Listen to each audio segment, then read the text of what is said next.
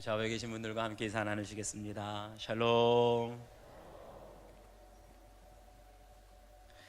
근육이 파열되는 일이 있어도 하나님의 평강을 빼앗아갈 수는 없습니다. 여러분에게 주님의 평강이 함께 하시기를 축원합니다. 기도하시겠습니다. 아버지 하나님, 감사합니다.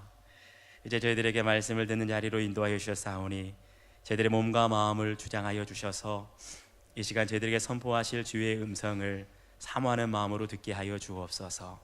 어린아이의 심정을 저희들에게 허락하여 주시사 판단하는 마음이 아니라 우리의 지식으로 경험으로 제한하는 마음이 아니라 겸손하게 주시는 말씀 그대로 하나님의 말씀으로 받게 하여 주옵소서. 그럴 때 복음의 능력이 우리의 인생의 무거운 짐을 다 벗겨버리게 하여 주시고, 복음의 능력이 우리의 인생에 드리워진 모든 결박들을 풀어주시고, 복음의 능력이 우리의 인생에 막힌 담을 허물 수 있도록 이 시간 역사하여 주시옵소서. 모든 것 주님만 의지하며 예수 그리스도의 이름 받들어 기도하옵나이다. 아멘. 할렐루야. 저희들 계속해서 로마서 강해 말씀 살펴보고 있는데요, 오늘 저희들이 함께 봉독한 말씀에는 별명이 하나 붙어 있습니다. 로마서 안에서도 작은 복음이다. 왜 이런 별명이 붙었나 보니까 오늘 말씀에 처음부터 끝까지 보게 되면 복음이 과연 무엇인가, 그 가장 핵심을 정확하게 짧은 구절 안에 정말 완전히 집중해가지고 응축해가지고 담겨놓은 말씀이 바로 오늘 본문 말씀입니다. 그래서 오늘 본문 말씀을 통해서 은혜의 감격 속에 사십니까? 라는 제목으로 함께 은혜 나누겠습니다. 첫 번째 살펴볼 것은 이제는의 은혜입니다. 우리 21절 말씀을 함께 읽겠습니다. 21절 시작. 이제는 율법 외에 하나님의 한 의가 나타났으니 율법과 선지자들에게 증거를 받은 것이라. 아멘. 어떤 교회에서도 저희 교회처럼 로마서 말씀으로 강해 말씀을 계속해서 설교하고 있는데, 한 번은 그 교회 다니시는 권사님께서 담임 목사님께 상담을 요청하셨답니다. 계속해서 강단에서 로마서 말씀을 통해서 우리의 죄악에 대해서 설교를 듣다 보니까 마음이 불편하고 부담이 되는 겁니다. 얼마나 마음이 부담이 되는지 그러면서 담임 목사님께 이렇게 부탁을 하시더래요. 목사님 설교 말씀 좀 바꿔주시면 안 됩니까? 그랬더니 목사님께서 대답하시기를, 아니 주님께서 성경을 통해서 말씀하시는 것을 주의 종이 무슨 도리로 바꿀 수 있겠습니까? 마음에 부담이 되더라도 하나님의 말씀을 받으세요. 저는 로마서 말씀을 계속 설교하겠습니다. 그러면서 마음속으로는 말로 할 수 없는 부담감이 막 밀려오는데 깨보니까 꿈이더랍니다. 혹시나 이 자리에 나오신 우리 성도님들 중에 이 이야기에 나오는 권사님처럼 말씀을 듣다 보니까 자꾸만 죄에 대한 말씀을 듣다 보니까 마음에 부담감 가지고 나오신 분이 없으십니까? 저도 설교하다 보면 간혹가다 그럴 때가 있어요. 로마서 말씀을 듣고 성도들 중에 부담감을 갖고 마음에 불편한 성도들은 없는지 보십시오. 우리가 로마서 말씀을 지금까지 계속해서 들어왔는데 죄에 대해서, 율법에 대해서 말씀해 주십니다. 그런데 그 마지막 결론이 무엇입니까? 지난주 20절 말씀을 보니까 결론이 이렇습니다. 율법의 행위로는 그의 앞에 의롭다 하심을 얻을 육체가 없느니라. 단 한 사람도 율법으로는 의롭게 될 사람이 없다는 거예요. 율법 앞에만 서면 절망감이 들고, 율법 앞에만 서면 힘이 빠지고, 율법으로는 우리의 숨겨지고 감추어진 죄가 다 드러나기 때문에 쥐구멍에라도 숨고 싶다는 거예요. 그런데 그런 부담감과 절망감을 가지고 온 여러분들에게 오늘 주님께서 새로운 복음의 소식을 선포해 주고 계십니다. 이제는 율법 외에 하나님의 한 의가 나타났나니. 아멘이십니까? 원어 성경을 보니까 한마디가 더 있어요. 그러나 이제는, 이게 뭐예요? 반전의 복음이 시작되었다는 거예요. 율법 외에, 우리가 율법으로는 하나님의 의에 도달할 수는 없는데 율법 외에 하나님의 한 의가 나타났다. 율법 외라는 말은 율법을 통하지 않고 지금까지는 우리가 율법으로만 살아왔는데 율법으로 통하지 않는 하나님의 한 의가 나타났다. 그것이 무엇입니까? 오직 예수 그리스도를 믿음으로 말미암아 모든 사람들에게 나타나는 하나님의 의인 줄 믿습니다. 지금까지는 율법의 행위로만 살아왔다면 이제는 행위가 아니라는 거예요. 오직 믿음으로 말미암아 새로운 구원의 길이, 소망의 길이, 복음의 능력의 길이 우리 앞에 열려지게 된 줄 믿습니다. 이것이 바로 이제는의 은혜예요. 이 말씀을 가지고 박윤선 목사님의 주석을 보면 굉장히 강조하는 말씀이 나와요. 이 성경에서 말씀하는 이제는은 큰 가뭄 끝에 단비가 내리는 이제이고, 캄캄한 어두움 끝에 밝음이 나타난 이제이며, 죽었다가 다시 살아난 이제이다. 다시 말하면 뭐예요? 지금까지 율법 아래 있을 때는 절망이고 어둠이었습니다. 그러나 이제는 율법의 시대가 끝나고 복음의 시대가 돌아오게 된 줄 믿습니다. 절망과 어둠은 다 지나가게 되고 빛과 소망의 시대가 열려지게 된 줄 믿습니다. 그 이제는의 은혜를 여러분들 누리게 되시기를 주의 이름으로 축원합니다. 지난주에 우리 교회 다니는 권사님 한 분이 갑작스럽게 병원에 가셔서 심장 스텐스 시술을 받으셨다는 말씀을 들었습니다. 그날따라 이 권사님이 자꾸만 속이 메스껍고 속이 답답하고 몸이 좋지 않아서 평상시에 다니던 동네 내과에 가셨답니다. 그런데 이상하게 그날따라 매일 치료하시는 원장 선생님이 계시지 않고 새로 오신 원장 선생님이 진단을 하시더래요. 권사님의 얘기를, 증상들을 다 듣고 나서는 갑자기 심전도 검사를 하겠습니다. 그럼 심전도 검사를 하시더래요. 그러면서 하시는 말씀이, 지금 심장 쪽 혈전 2곳이 막혀 있어서 지금 당장 시술을 해야 되겠습니다. 우리 병원에서 할 수 없으니까 저기 안산 고대병원으로 전화를 했다는 거예요. 그리고 병원에서 응급차를 보내주셔서 그 응급차를 타고 가서 마침 기다리고 있던 응급실 의료진들에 의해서 아주 신속하게 시술을 했기 때문에 아무 이상이 없었다는 거예요.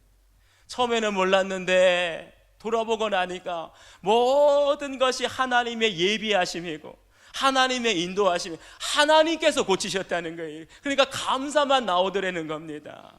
그 권사님 하시는 말씀이, 만약에 평소처럼 항상 진단하시는, 진료하시는 원장 선생님이 진단했다면 권사님에게 위장병이 있었답니다. 위장약이나 감기약을 그냥 처방했으면 큰일 날 뻔했다는 거예요. 그런데 새로운 원장 선생님이 오셔서 새로운 마음으로, 새로운 진단으로 심전도 검사를 받았기 때문에 사셨다는 거예요. 할렐루야. 이것이 바로 이제는의 은혜인 줄 믿습니다. 지금까지는 율법 아래에서 율법으로만 우리가 살아왔는데 아무리 힘쓰고 애쓰고 노력해도 율법으로는 하나님의 의에 도달할 수가 없어요. 이제는 율법의 시대가 지나고 믿음으로 말미암는 하나님의 의가 나타나게 된 줄 믿습니다. 이제는 어둠의 시대가 지나가고 오직 하나님의 복음을 믿음으로 말미암아, 예수 그리스도를 믿음으로 말미암아 하나님의 의, 곧 빛의 시대가 열려지게 된 줄 믿습니다. 율법의 속박 아래 어두운 시대를 다 벗어버리고 이제는 복음 안에 빛과 소망을 가지고 살아가시는 여러분들 되시기를 주의 이름으로 축원합니다. 두 번째는요, 오래 참으시고 간과하시는 하나님의 은혜입니다. 우리 22절 말씀을 함께 읽겠습니다. 22절 시작. 곧 예수 그리스도를 믿음으로 말미암아 모든 믿는 자에게 미치는 하나님의 의인이 차별이 없느니라. 아멘. 여기 보니까 모든 믿는 자에게 나타나는 하나님의 의는 차별이 없다라고 말하고 있어요. 이 차별이라는 말을 헬라어로 보니까 디아스톨레라고 하는데, 이 디아스톨레라고 하는 말은 원래 악기에서 나오는 고유한 소리, 이런 뜻입니다. 어떤 악기들 치고 다 고유한 음악의 소리가 있기 때문에 그 소리만 들어도 악기를 알 수 있다는 거예요. 그런 것처럼 지금까지 세상의 모든 역사는 헬라인이나 유대인이나 로마인이나 다 차별하면서 살아왔다는 거예요. 유대인들은 율법을 믿느냐 안 믿느냐에 따라서 의인과 죄인으로 판단하고 차별했습니다. 헬라인들은 헬라어를 할 수 있느냐 없느냐에 따라서 헬라어를 할 수 있으면 지혜자라만 하고 헬라어를 할 수 없으면 야만인이라 그랬습니다. 그런가 하면 로마 사람들은 시민권이 있느냐 없느냐에 따라서 자유인도 될 수 있고 노예도 될 수 있고 차별하면서 살아왔다는 거예요. 세상의 모든 역사가 인종에 따라서 율법과 지혜에 따라서 사람들을 차별해 왔는데 오직 믿음으로 말미암는 하나님의 의에는 차별이 없느니라. 아멘. 바로 여기에 복음이 있는 줄 믿습니다. 이것이 가장 구체적으로 나타난 것이 무엇이냐? 마태복음 1장을 보게 되면 예수님의 족보가 나옵니다. 그런데 그 예수님의 족보를 보게 되면 눈에 띄는 4명의 여자의 이름이 나와요. 그 이름이 누굽니까? 다말과 라합과 룻과 바세바예요. 그런데 이 4사람의 이름을 가만히 살펴보고 그들의 면면을 살펴보게 되면 멀쩡한 사람이 한 사람도 없습니다. 다말은 어떤 사람입니까? 시아버지와 동침해서, 제가 말로 다 할 수 없는데 시아버지와 동침해서 자식을 낳았습니다. 라합은 어떤 여자입니까? 저 여리고성에서 몸 파는 기생이었습니다. 룻은 어떤 사람들입니까? 그 당시에 유대인들이 개처럼 취급하고 무시하던 모압 여인이었어요. 바세바는 어떤 사람입니까? 유부녀임에도 불구하고 남편이 있음에도 불구하고 다윗 왕과 동침한 여자 아닙니까? 한결같이 다 부정한 사람이었어요. 그 당시에 율법으로는 돌에 맞아서 당장에 죽임을 당할 수밖에 없는 그러한 부정한 사람들이었습니다. 그런데 이 4명의 사람이 어떻게 됐다고요? 예수님의 족보에, 영광스러운 예수님의 족보에 그 이름이 올라갔다는 거예요. 이것이 무엇을 말해줍니까? 누구든지 예수 그리스도 안에 있으면 이전에 간음을 했든지 이전에 부정한 죄를 지었든지 설사 이전에 살인죄를 지었다 할지라도 예수 그리스도 안에 있는 자에게는 차별이 없이 하나님의 은혜를 베푸시는 줄 믿습니다. 누구든지 예수 그리스도 안에 있으면 하나님의 의, 곧 하나님과의 온전한 관계가 회복되는 줄 믿습니다. 그 비결을 설명해 주는 말씀이 있어요. 우리 25절 말씀을 함께 읽겠습니다. 25절 시작. 이 예수를 하나님이 그의 피로 믿음으로써 말미암는 화목제물로 세우셨으니 이는 하나님께 길이 참으시는 중에 전에 지은 죄를 간과하심으로 자기의 의로우심을 나타내려 하심이니. 아멘. 여기 보니까 율법으로는 죽어 마땅한 죄인이고 율법으로는 부정하여 하나님의 영광에 다다를 수 없는 죄인들이 어떻게 영광스러운 예수님의 족보 성경에 그 이름을 올릴 수 있었는가? 그 비결을 2가지를 말씀해 주고 있습니다. 첫 번째는 길이 참으셨다는 거예요. 2번째는 뭡니까? 전에 지은 죄를 간과하셨다는 거예요. 먼저 길이 참으셨다는 것이 무슨 말입니까? 한마디로 오래 참으셨다는 거예요. 여러분, 부정한 사람에 대해서 말로 다 할 수 없는 무서운 죄를 지은 사람에 대해서 누가 오래 참을 수 있습니까? 오직 믿음을 간직한 사람만이 오래 참을 수 있는 거예요. 소망을 포기하지 않는 사람만이 오래 참을 수 있고 끝까지 사랑하는 사람만이 오래 참을 수 있는 줄 믿습니다. 또 다른 한 가지가 뭡니까? 전에 지은 죄를 간과하셨다는 거예요. 여기 간과하셨다는 것은 그냥 보고 지나쳤다는 겁니다. 바로 유월절의 은혜 아닙니까? 유월절 어린 양을 볼 때 하나님께서 우리의 죄를 보지 아니하시고 어린 양의 피를 보고 패스오버 지나치셨다는 거예요. 우리의 죄가 사라진 것 아닙니다. 내 안에 여전히 무서운 죄가 있습니다. 그럼에도 불구하고 하나님께서 우리의 죄를 보지 아니하시고 문설주와 인방에 있는 어린 양의 피를 보고 지나가는 것, 그것이 바로 간과하시는 하나님의 은혜인 줄 믿습니다. 아무리 부정한 여인들이었지만, 간음죄를 지고 살인죄를 지었던 그러한 사람들이었지만 하나님의 성경책에 예수님의 족보에 올릴 수 있었던 건 다른 것 아니에요. 오래 참으시고 우리의 죄를 간과하시는 은혜가 있었기에 그들이 이름이 올리게 된 줄 믿습니다. 오늘 우리가 이 자리에 나오게 된 이유가 무엇입니까? 우리의 공로 아니잖아요. 오직 우리의 죄를 간과하시는 은혜 때문에, 우리를 향하여 오래 참으시고 기다리시는 은혜가 있었기에 이 자리에 서게 된 줄 믿습니다. 사랑하는 여러분, 2018년도 4월 27일 무슨 날입니까? 우리 대한민국 역사에 길이 남을 역사적인 날이 될 줄로 믿습니다. 남북 한간에 처음으로 있었던 일들이 무려 3가지나 있었어요. 북한의 지도자가 처음으로 판문점을 넘어서 남한 땅 판문점까지 내려왔습니다. 뿐만 아니라 남북한의 정상의 부인들, 퍼스트 레이디지요, 처음으로 남과 북의 정상 부부가 함께 만났습니다. 어디 그뿐입니까?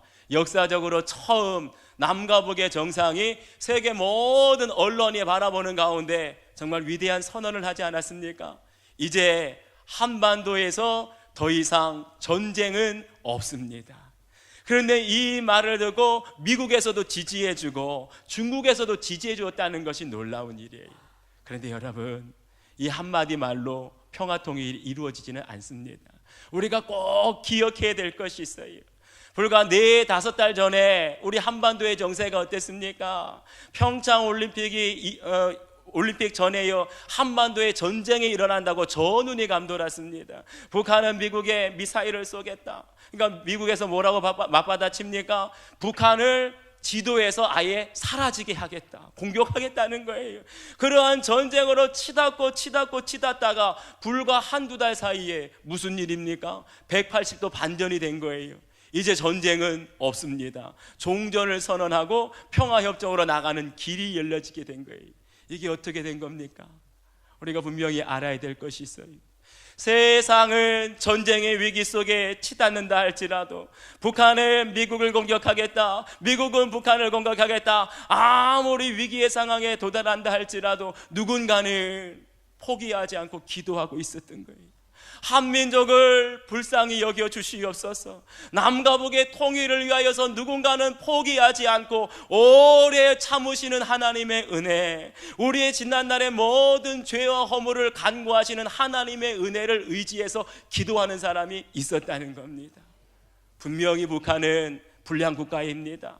말을 수시로 바꾸는 국가입니다. 지금도 반인륜적인 죄를 무수히 짓는 국가입니다. 그럼에도 불구하고 잊지 않을 것은 하나님의 은혜가 있기에 이 남북한을 지켜주시고 통일해 주실 것을 믿습니다. 기도하는 손길들이 있었기에 남과 북이 만나게 되었고 통일로 나아가는 길이 열려지게 된 줄 믿습니다. 사랑하는 여러분, 앞으로 통일을 향하여서 나아가는 길은 많은 산을 넘어야 합니다. 그렇지만 우리 한국교회와 우리 성도들이 꼭 붙들어야 할 2가지가 있습니다. 언제나 길이 참으시고 오래 참으시는 하나님의 은혜를 붙들어야 할 줄 믿습니다. 이전의 모든 죄, 아무리 흉악하고 무서운 죄가 있다 할지라도 우리의 죄를 다 간과하시고 덮어주시고 용서하시는 하나님의 은혜를 붙들어야 할 줄 믿습니다. 그래야 우리가 하나님 앞에 나아갈 수 있고, 그럴 때 남과 북에 막힌 담이 허물어지게 되어지고, 그럴 때 실향민들이 고향 땅을 받게 되고 이산가족이 다시 만나게 되는 하나님의 놀라운 은혜가 이 땅 가운데 있게 될 줄 믿습니다. 마지막 3번째는요, 더 이상 자랑할 것이 없는 은혜입니다. 우리 27절 말씀을 함께 읽겠습니다. 27절 시작. 그런즉 자랑할 때가 어디냐, 있을 수가 없으니라. 무슨 법으로냐, 이로냐 아니라 오직 믿음의 법으로니라. 아멘. 이렇게 믿음으로 의롭다 하심을 얻는 사람들에게 한 가지 나타나는 특징이 있습니다. 자신의 의에 대해서 더 이상 자랑할 수 없다는 거예요. 이런 면에서 보게 되면 율법적으로 살아가는 사람과 은혜로 살아가는 사람에게는 분명한 차이가 있습니다. 아무리 우리가 신앙생활을 열심히 하고 아무리 교회생활, 봉사활동을 열심히 한다 할지라도 내 믿음, 내 직분을 자랑하면서 은근히 다른 사람들의 신앙생활을 판단하고 정죄하는 사람, 죄송하지만 율법적으로 살아가는 사람입니다. 그런 사람 중에 대표적인 인물이 누굽니까? 바로 예수님 만나기 전에 바울의 모습이 그랬습니다. 빌립보서 3장 5절과 6절을 보게 되면 예수님 만나기 전에 이 바울이 얼마나 교만한 사람이었는가, 구체적으로 몇 가지를 말해줍니다. 나는 8일 만에 할례를 받았습니다. 그걸 자랑해요. 뿐만 아니라 나는 이스라엘 족속입니다. 다시 말하면 하나님의 택한 백성 선민인 것을 자랑한다는 거예요. 그리고 뭐라고 자랑합니까? 나는 베냐민 지파입니다. 이게 무슨 말이에요? 베냐민 지파에서 이스라엘의 초대 왕 사울 왕이 나왔습니다. 내가 베냐민 지파다라고 자랑하는 것은 나는 왕족입니다, 나는 전주이시예요, 이래봬도 왕의 후손입니다, 이거 자랑하는 겁니다. 마지막으로 뭐라고 자랑합니까? 나는 율법으로는 바리새인이요 율법의 의로는 흠이 없는 자라. 바리새인이라는 것은 나는 율법적으로 알만큼 알만한 사람이라는 거예요. 그리고 율법의 의로는 흠이 없는 자다. 한마디로 하나님 앞에, 사람들 앞에 완전한 사람이라는 거예요. 교만이 하늘을 찌를 듯 합니다. 이렇게 교만한 사람이 예수를 만나고 나서 어떻게 변화됩니까? 그의 고백이 달라집니다. 그러나 무엇이든지 내게 유익하던 것을 내가 그리스도를 위하여 다 해로 여길 뿐더러. 그러면서 이어서 고백합니다. 또한 모든 것을 해로 여김은 내 주 그리스도 예수를 아는 지식이 가장 고상하기 때문이라. 예수님 만나기 전에는 할례를 자랑했습니다. 예수님 만나기 전에는 내 족보를 자랑했어요. 베냐민의 후손이라고. 예수님 만나기 전에는 나는 바리새인이고 나는 율법적으로 흠이 없는 완전한 사람이라고 자랑했습니다. 그런데 예수님 만나고 나니까 이 모든 것들이 배설물과 같다는 거예요. 똥처럼 다 버렸다는 거예요. 그리고 오직 예수 그리스도를 아는 지식이 가장 고상함이라. 오직 예수님만 자랑하는 바울로 변화된 줄 믿습니다. 바로 이것이 은혜로 살아가는 사람의 모습이라는 거예요. 제가 신학교를 입학했을 때 깜짝 놀란 것이 한 가지 있습니다. 신학교를 가기 전에는 어떤 사람이 그러더라고요. 갈 데 없는 사람들이 신학교 가게 되고 할 일 없는 사람들이 목사한다고. 저는 그런 줄 알았어요. 그런데 신학교 가보니까 어메 어쩌면 그렇게 우리 대한민국의 명문대학교에 다니는 사람들이 다 와 있는지, 뿐만 아니라 사회적으로 아주 유망한 그런 직장에 다니는 분들이 하나님의 부르심, 소명을 받고 다 포기하고 오신 거예요. 정말 저와는 비교할 수도 없는 존경할 만한 사람들, 제가 따라가야 될 사람들, 그런 사람들이 제 위에 많이 있더라고요. 그러면서 참 부끄러움을 많이 느꼈습니다. 어떻게 이렇게 부족한 종을 하나님 부르셨을까? 그리고 신학교를 졸업하고 이제 목회 현장에 갔습니다. 많은 교회에서 부목사 생활을 하면서 동료되는 부목사님들을 보았습니다. 그랬더니 훌륭한 분들이 너무나 많은 거예요. 이제는 학벌뿐만 아니라 그분들의 집안의 내력을 보니까 아주 우리 교계에 존경받는 목사님의 자제들이 많이 있더라고요. 뿐만 아니라 우리 한국교회에 정말 존경받는 순교자 집안이 있지요. 주기철 목사님 집안이 있습니다. 그리고 또 손양원 목사님이 계시죠. 그런데 제가 목회하면서 손양원 목사님의 외손자 되는 목사님도 만났어요. 집안으로 볼 때 저랑 비교가 안 됩니다. 뿐만 아니라 아주 훌륭한 목사님 밑에서 잘 훈련받은 그런 목사님들 만나고, 설교를 잘하는 목사님, 가르침의 은사가 있는 목사님, 그리고 누구보다도 많이 알고 계셔서 모르는 게 없는 목사님, 그런 분들에 비하면 저는 정말 집안도 내세울 게 없고 학벌도 내세울 게 없고, 그렇다고 설교를 잘하는 것도 아니고 가르치는 것도 잘하는 것도 아니고 내세울 게 없어요. 그러한 저를 이렇게 부흥하고 성장하는 수인중앙교회 담임 목사로 세우신 것은 전적인 하나님의 은혜인 줄 믿습니다. 그래서 제가 한 가지 하나님께 물어봤어요. 하나님, 저보다 학벌도 뛰어나고 집안도 훌륭하고 능력도 많고 얼굴도 잘생기고 설교도 잘하는 목사님 수도 없이 많은데 어제 저같이 부족하고 연약한 종을 이 교회에 세우셨습니까? 그랬을 때 하나님께서 깨닫게 하시는 말씀이 있었어요. 고린도전서 1장 29절 말씀에 이는 아무 육체도 하나님 앞에서 자랑하지 못하게 하려 하심이라. 저보다 훌륭한 목사님, 저보다 집안적으로 더 훌륭한 목사님 많고 학벌도 훌륭한 목사님 많은데 왜 저처럼 부족하고 내세울 것 없는 약한 목사를 세우셨냐? 자랑할 것이 없도록 하기 위해서 부족한 종을 세우셨음에도 불구하고 매주마다 새 가족들 보내주십니다. 어제는 우리가 오해피데이, 우리 아동부 영유아 유치부 전도 축제를 벌였습니다. 아이들이 400명, 학부형들이 150명. 놀래지도 않으시네요. 거기다 우리 교사들과 스태프들 약 100여 명, 모두 650명의 정말 큰 잔치를 벌이셨어요. 이런 큰 잔치를 벌리고 많은 사람들이 우리 수인중앙교회에 몰려드는데 저는 내세울 것이 없습니다. 오직 제가 자랑할 것은 자나깨나 예수님 자랑, 앉으나서나 하나님 자랑밖에 할 것이 없는 줄 믿습니다. 사랑하는 여러분, 예수님 자랑하시길 바랍니다. 우리의 믿음도, 우리의 집안도, 우리의 은사와 능력도 자랑할 것 아무것도 없습니다. 우리가 자랑할 분은 오직 한 분, 예수 그리스도밖에 없는 줄 믿습니다. 나 같은 죄인 살리신 하나님의 놀라운 은혜, 그 은혜만을 자랑하면서 사시는 여러분들 되시기를 주의 이름으로 축원합니다. 그럴 때 하나님은 가난한 우리를 부하시게 하실 겁니다. 그럴 때 하나님은 약한 우리를 강하게 하실 줄 믿습니다.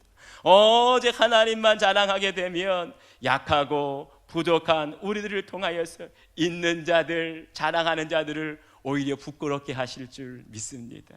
우리 오늘 주신 말씀 기억하시면서 이 시간 합심해서 기도하겠습니다. 우리에게 주시는 말씀이 분명히 있을 겁니다. 하나님께서 더 이상 이제 율법의 그 굴레 아래서 어둠과 절망 속에서 살아가는 것이 아니라 복음의 빛 가운데 믿음으로 나오라는 거예요. 그럴 때 은혜의 풍성함을 누리라는 겁니다. 그 은혜를 누리게 될 때 더 이상 우리는 어둠 가운데 절망 가운데 거하지 않고 오직 주님만을 자랑하는 그 은혜 가운데 살게 될 줄 믿습니다. 주신 말씀을 따라 우리 함께 결단하며 기도하겠습니다. 아버지 하나님, 참으로 고맙습니다. 오늘도 주의 말씀을 통하여서 우리들에게 말씀하여 주시고 우리 가운데 정말 복음 안에 담겨져 있는 하나님의 놀라운 비밀들을 깨닫게 하시니 감사합니다.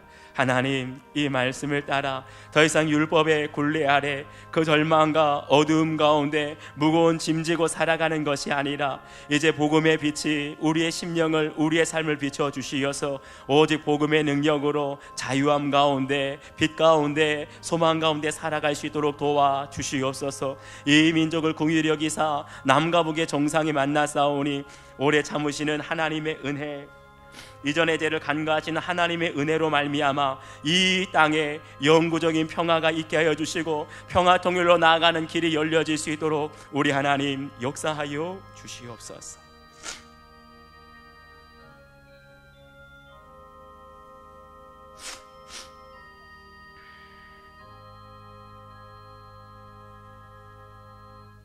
아버지 하나님, 오늘도 저희들에게 로마서의 말씀을 통하여 우리가 이 시대에 마땅히 들어야 할 복된 소식을 들려주시니 감사합니다. 이제는 이전의 율법의 시대가 지나가고 복음의 시대가 우리에게 열리고 이전에 무겁고 어둡고 절망의 시대가 지나고 복음의 빛 가운데 소망의 시대가 열린 줄 믿사오니 그 은혜를 누리는 저희들이 다 되게 하여 주옵소서. 오래 참으시고 기다리시는 하나님의 은혜가, 이전에 우리의 모든 죄를 간구하시는 하나님의 은혜가 저희들을 주장하는 줄 믿사오니 이 역사에, 우리 민족의 역사에 묵은 때를 다 씻어버리게 하여 주시고 이제는 평화통일로 나아가는 소망의 문이 열려질 수 있도록 저희들을 사용하여 주시고 이 민족에 나아가야 할 길을 하나님께서 열어주시고 인도하여 주시옵소서. 모든 것 주께 감사드리며 예수 그리스도 이름으로 기도하옵나이다. 아멘.